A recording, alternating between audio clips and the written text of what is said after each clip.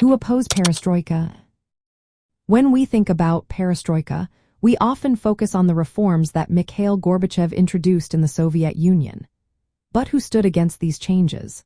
Perestroika, meaning restructuring, aimed to revitalize the economy and political system during the late 1980s.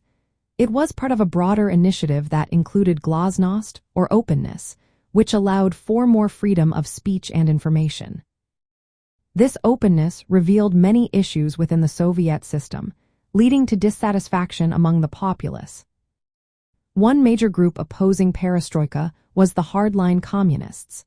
These were high-ranking officials within the Communist Party of the Soviet Union. They viewed the reforms as a direct threat to their power and the traditional communist ideology. They feared that changes would weaken the party's control and lead to instability in the country. Another group included conservative elements within the Soviet establishment. This group consisted of military and KGB officials who were skeptical of the reforms. They worried that perestroika would diminish the Soviet Union's influence, especially over Eastern Europe. These conservatives believed that maintaining a strong, centralized system was essential for the nation's security and stability.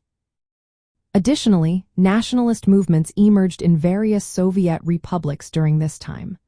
While they did not outright oppose perestroika, they began demanding greater autonomy or independence.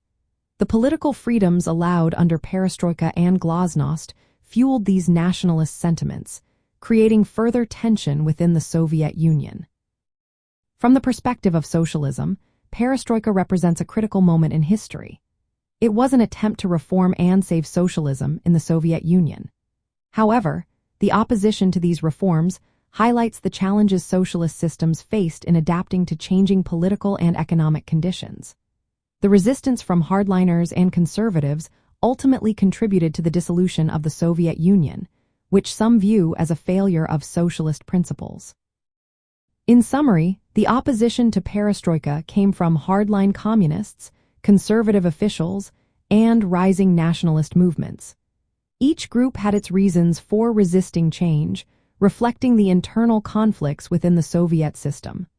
Understanding this opposition helps us grasp the complexities of socialism and its historical context.